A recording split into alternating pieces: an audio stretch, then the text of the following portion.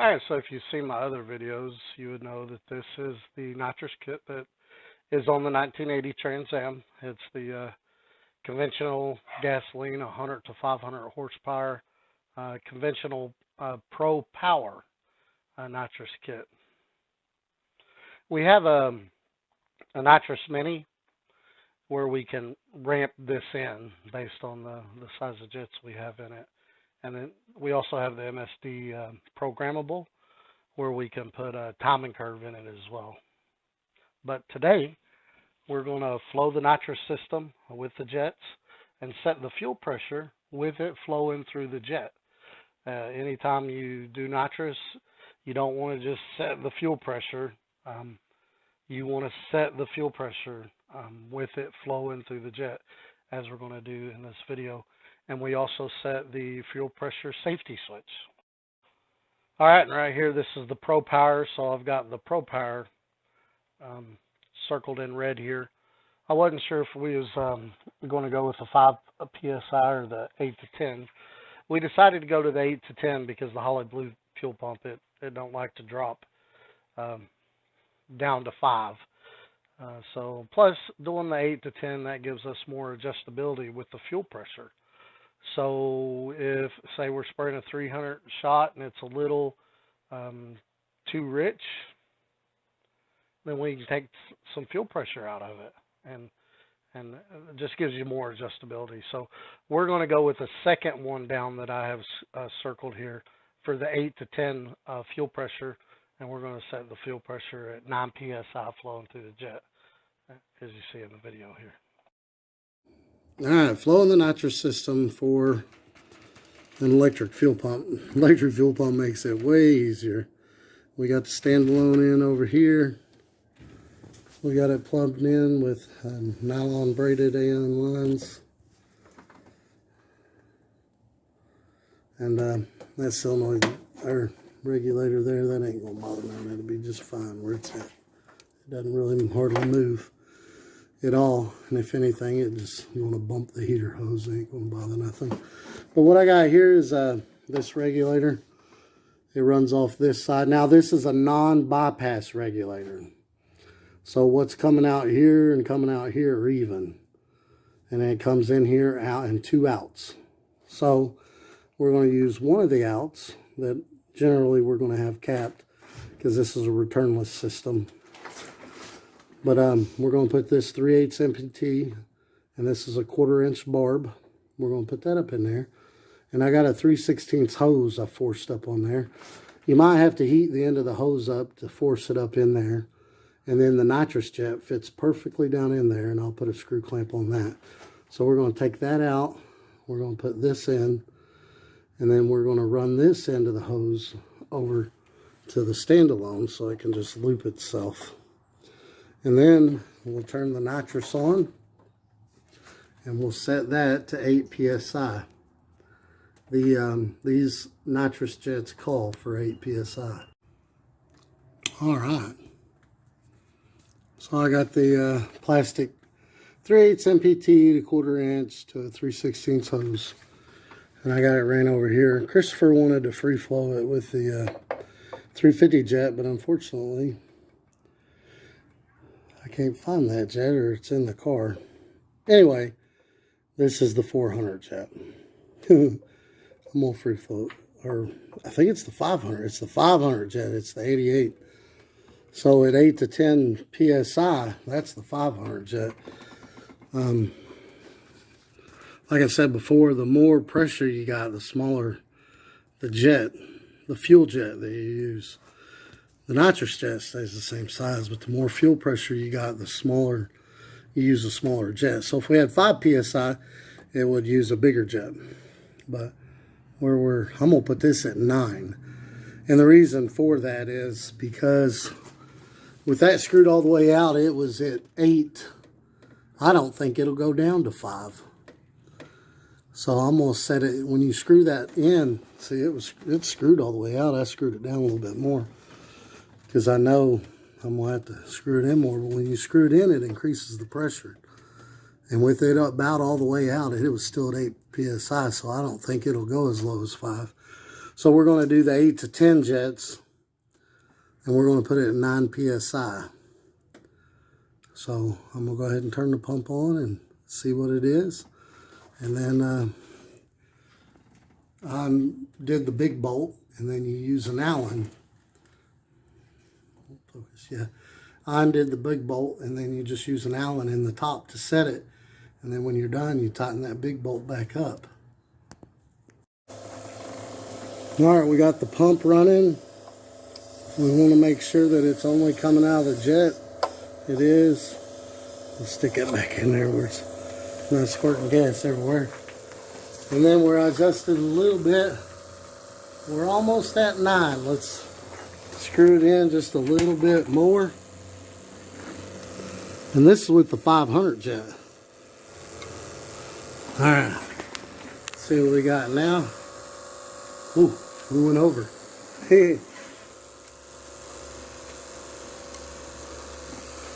Come down. A little bit more. Should put us right on 9. We'll loosen it. Yeah, this pump, I think it goes 8 to 14. That's what we're doing.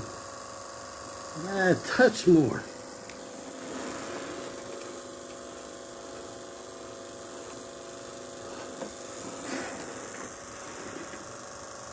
That ought to do it. There we go. It goes 369. 369.12. It's probably a little over it. That's fine. We're going to leave it right there. Alright.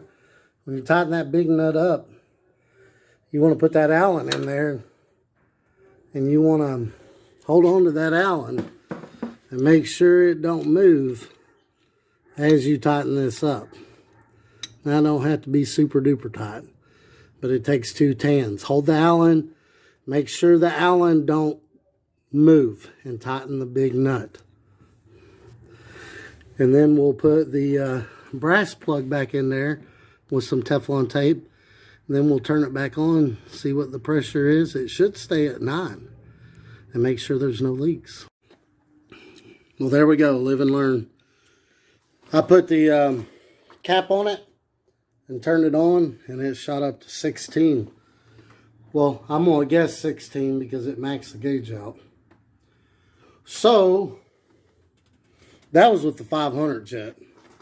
88 at 9 psi. So I'm going to put the 350 fuel jet on it and do it again, because apparently it's good to flow that thing whenever you change the nitrous. So I figured it would be close with any of the jets, but no, that's not the case.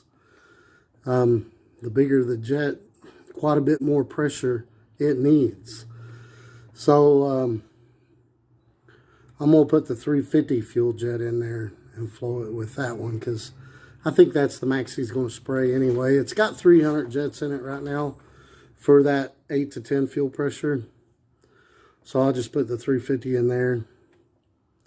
And then it might run a little richer with the 300 fuel jet in there. But that way, if he decides to go to the 350, then it should be perfect. They're never dead on anyway, those jets. They're never dead on. It's better to put it on a dyno and see what the AFR is, then go from there. Which the fuel pressure regulator will make that easier when rather than doing individual one-size jet changes, you can turn the pressure up and down from 8 to 10 anyway. You turn it up to 10, that's going to give you more air-fuel ratio. And if you turn it down to 8, that's going to lower the air-fuel ratio. So it gives you more adjustability. But I'm going to take the 500 jet out of that rubber line I was using, put all that back together, put the 350 jet in there, and flow it and see what it says then. Well, unfortunately, the only jet that I could find close to a 73, which is the 350 shot, 8 to 10 psi, was a 78. I got a 62 and a 78. I do have a 67, but it's on another car. I think this one's got a 67 in it too. I can't remember. But the main thing I want to do is just see what the fuel pressure difference is. So we dropped 10 jet sizes. We was at 9. Now that we dropped 10 jet sizes, let's see what it does. So oddly enough, it's right where I had it with the 88 jet. So maybe I think it's good there. All right, with a 88 jet, it read 9. And then with the 78 jet, it read a little lower than 9. But sometimes when you tighten that screw up with the Allen, it changes the pressure some. Actually, you're supposed to tighten that up as it's running to make sure it don't change, but oh well. It just changed it a little bit. But here it is with the regulator deadheaded.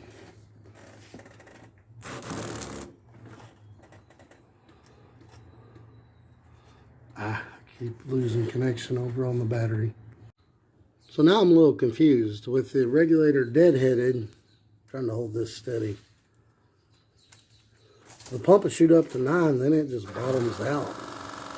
It just keeps going and going and going and going. And then it bottoms itself out right there.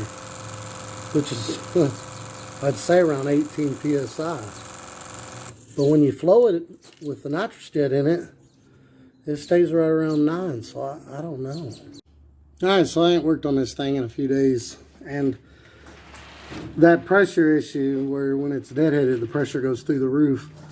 I'm thinking it's because the pump is in backwards. I was having to put hot to ground and ground to hot to get it to pump up to the gauge to even show pressure.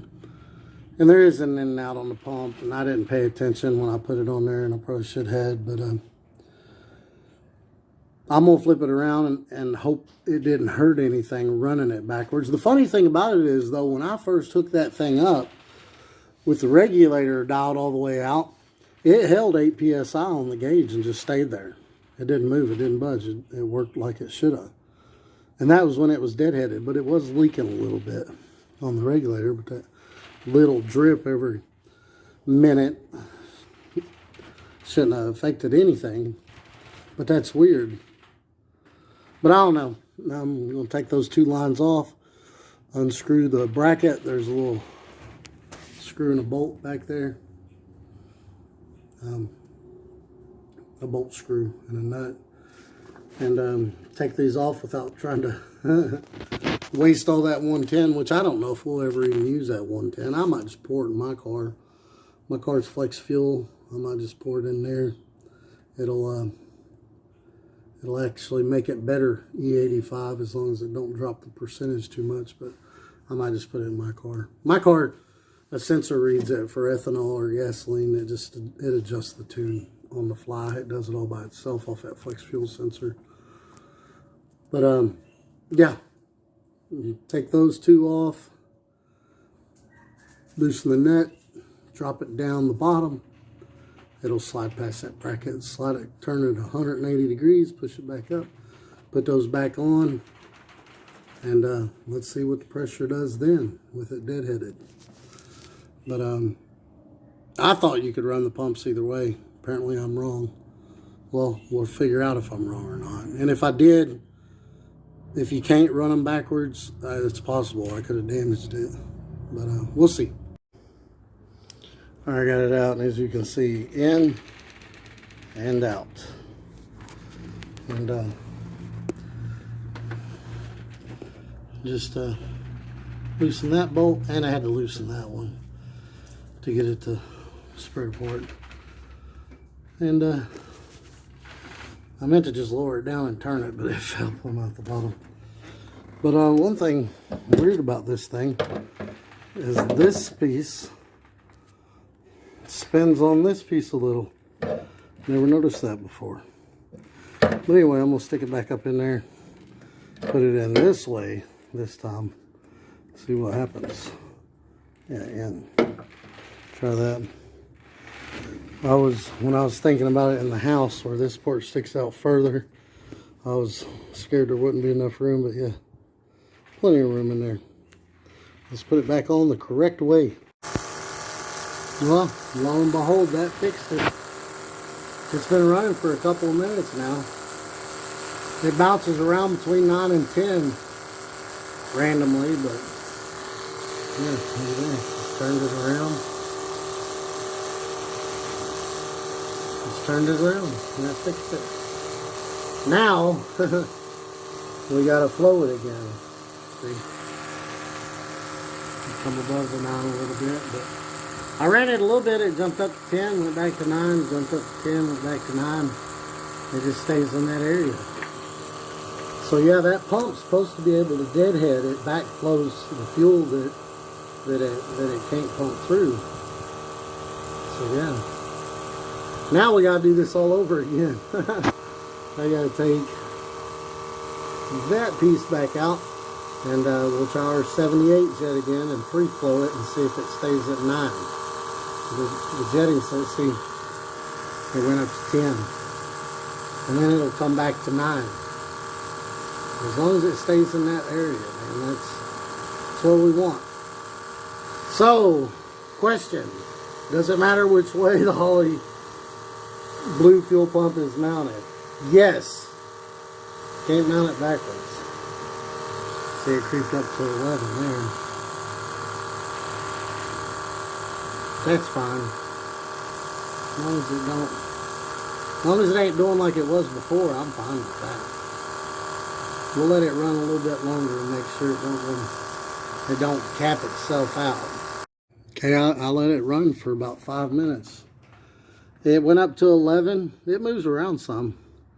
It starts at 9, it creeps up to 10, then it went back towards 9 a little, and then it went to 11, then it went to 10 and a half, and then it just stayed there. But yeah, now that we've changed the direction in that, I'm going to flow it with a 78 jet and put it right on 9. That way, if we put a smaller jet in it, it ain't going to go over 10. If we put a bigger jet in, it's not going to go over 8. So, yeah, we'll flow it with a 78, which the 78, I don't know, it's like a 400 shot. No, actually, the 400 shot's a 73. I'll post the chart. We'll look at the chart here real quick. All right, I zoomed in on the chart here for what we're going to use. This is the 8 to 10 PSI. So it's got the 67 jet in it right now, I think, for the 300 shot. I guess the jets that they sent me was for 5 PSI, or they sent Chris rather, or sent us. But most of these, I guess the yellow ones are the jets we have. Yeah, that's what it is. The yellow is the jets that we have. There we go. That makes sense now. I didn't notice that before. But anyway, so the 67 jet is in it for the 300 shot. And so the 73 is for 350 shot. The 82 is 400. And the 88 is the 500. And I did have a 62 jet with one of my nitrous kits. I bought additional nitrous jets for my kit because mine has the gasoline, and when I spray I use E85, so I had to buy separate jets for that. So I had a 62 and a 78. So I tried the 62, the 78, and the 88. Those are the ones I tried. All right, another thing on this. I don't know about this, but I know the electric pump in the Camaro, the more volts you got to it, the more it pumps. So I checked the voltage on the battery. It was 11.6. This battery has a tendency to drain itself when it's just sitting. I don't know. He's bought 2 of them AGM batteries, and neither one of them lasts very long. Now, if you're using it every day, it's not a problem. But you let it sit for about a week, it goes dead. But anyway, I put a charger on that. It was 11.6 volts. When the car's running, I mean, it's more at 13.5, 14. And I would assume that would increase the pressure some. I should probably do this with the car running. But I'm working in this carport, and I don't feel like doing that. When we do start it again, we will turn the pump on and see if the pressure changes any. But again, it's probably better to have the car running because the alternator spits out more volts than just connecting it to the battery. And you got more volts going through the system. But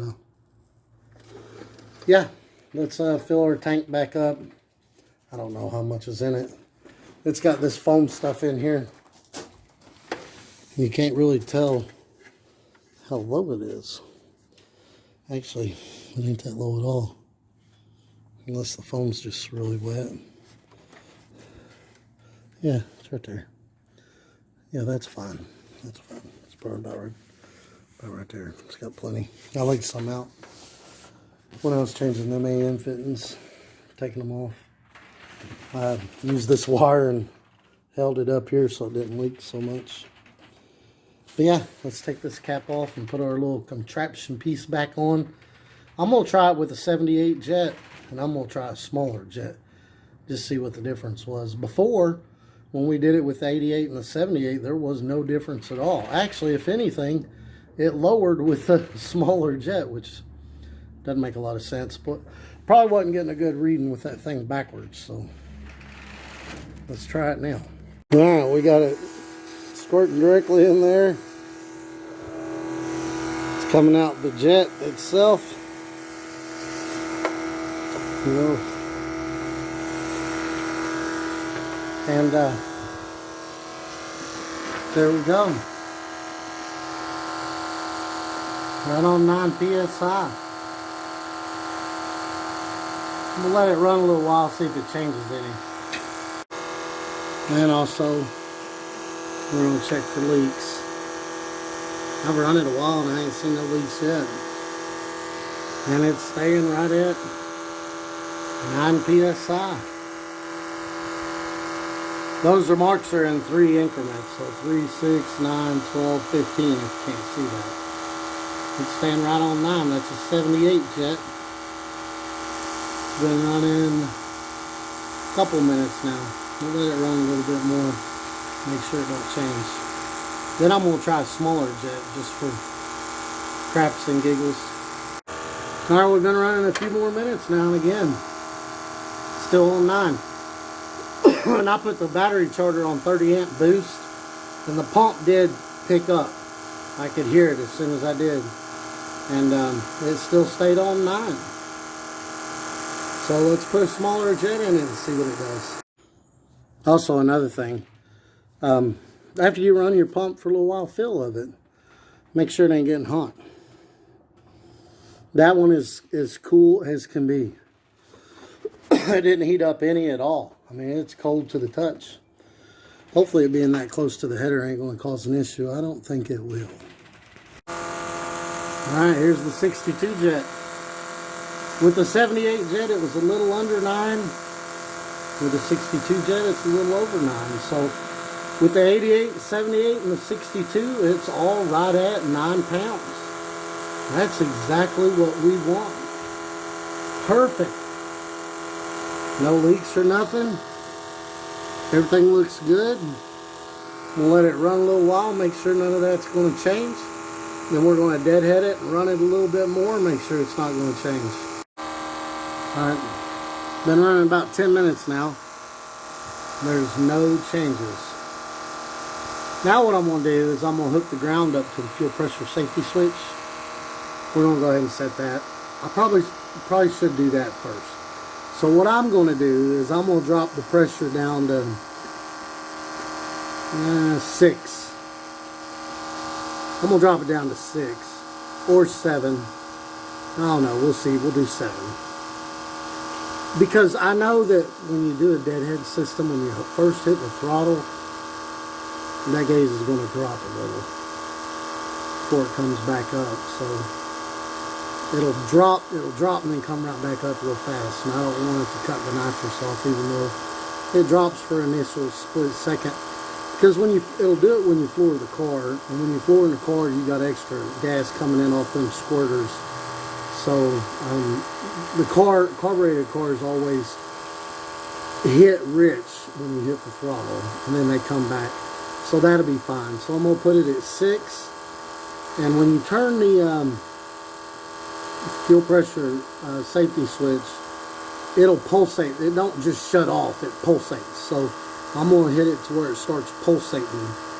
I'm going to hit it to where it pulsates at 7. And then it should shut off at 6. So we'll go ahead and do that. Also, pumps staying nice and cool.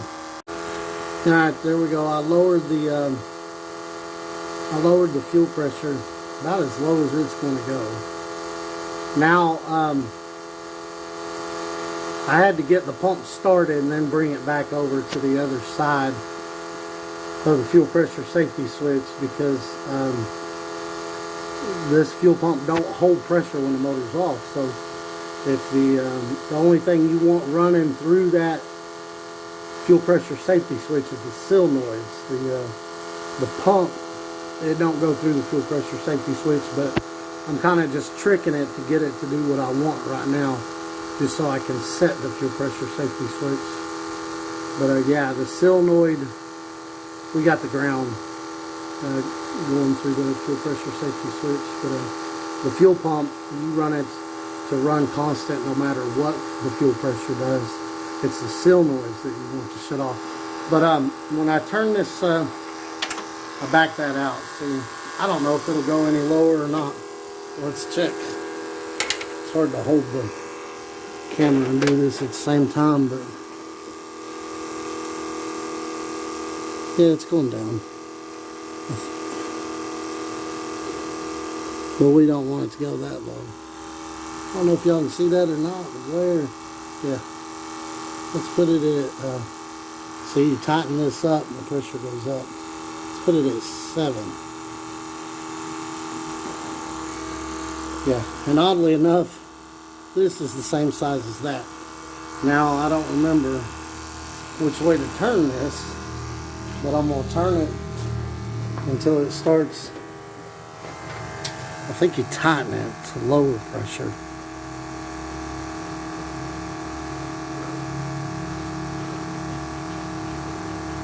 I guess not. Let's try loosen.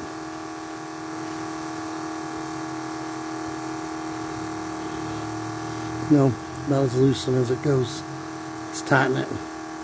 You'll hear it start pulsating before it shuts off.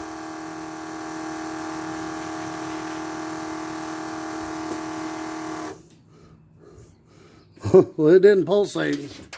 It shut straight off. So it shut straight off at 7. Alright, let me jump start it. I gotta put the ground wire over here and then I gotta put it back over here real quick just to trick it. But I'm gonna lower it to I'm gonna lower it to 6 and have it shut completely off at 6. Or 6.5. Let's go 6.5. Because I'm just worried about it spiking. And I'm going to test that too once we get the motor started and get coolant in it. It still don't have coolant in it. But I'm going to spray it through the motor about 4 grand and watch what that fuel gauge does. Because wherever it spikes to, I mean, if it's spiking too low, we're probably going to have to run a bypass regulator. But if it's spiking to like 6, I'm happy with that. If it spikes to 6 and then comes back to 9, that's fine. Then we'll just have it shutting right off at 6. But Christopher, if you're watching this, I'm sure you will. Remind me when we purge it, or when we spray it through the motor at about 4 grand to see where the fuel pressure drops to. But let me put it at 6.5, and I'm gonna have it shut off right at 6.5. Now it's possible it might not spike drop at all, but I've been reading up on the deadhead type systems. When you first hit it, the nitrous, the fuel pressure drops and then it comes straight back.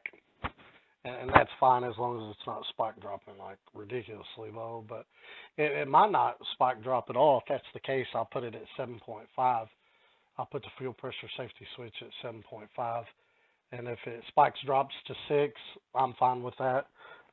We'll put the fuel pressure safety switch to cut off at 5.5. But now, if it's spike dropping lower than 6, then we're going to switch to a bypass regulator, because the bypass regulators, they're less prone to spike drop when you first hit the nitrous.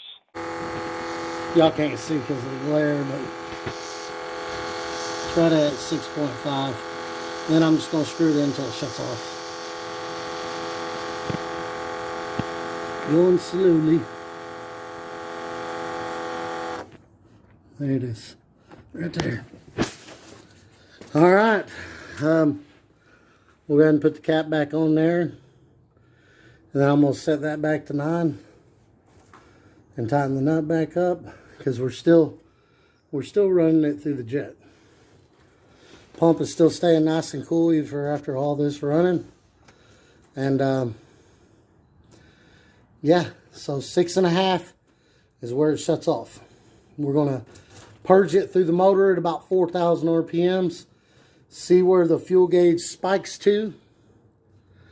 If it spikes to below 6 when you initially hit the nitrous, then we're going to get a bypass regulator and do this all over again.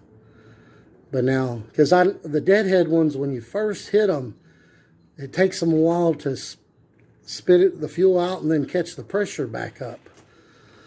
And but if it only spikes to like 7, I'm fine with that, and we'll be good there.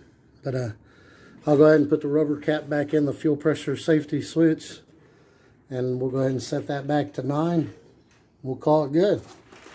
But yeah, I got the gas over there on the bench. Not sure if you can see it for the glare. That's the gas that we need for the cage. So hopefully my buddies Rick, Rob, and Tim come over and help me with this one weekend. And we just gotta weld that panel in. There's a little rust spot here. I'm gonna take a screwdriver and tap all around in there and make sure that that's the only bad spot. If it is, we might just replace that little spot and not the whole thing. See, it's up there. We might just replace that little spot rather than the whole thing. And then we're going to finish the cage up. So like and subscribe. We'll get y'all some more videos. And yeah, learn with me as we try to get these cars into the 9s. Once we get into the 9s, that one's going to get a fogger. It takes me a while to save up money for all this stuff. I'm not a rich man, barely afford this stuff, but you know, it's fun and what I like to do, so I spend the money on it.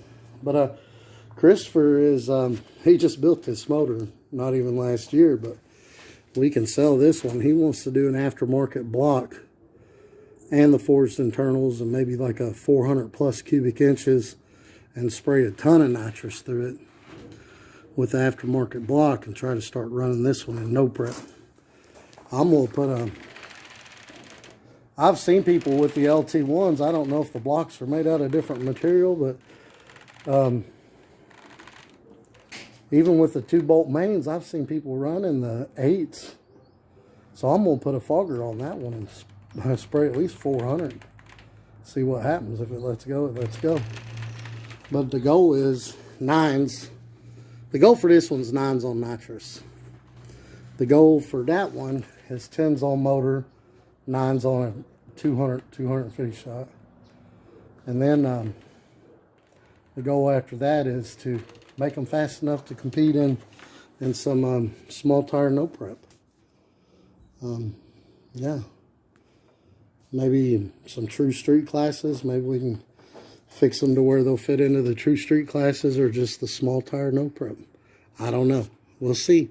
But yeah, like and subscribe and we'll get y'all some more videos.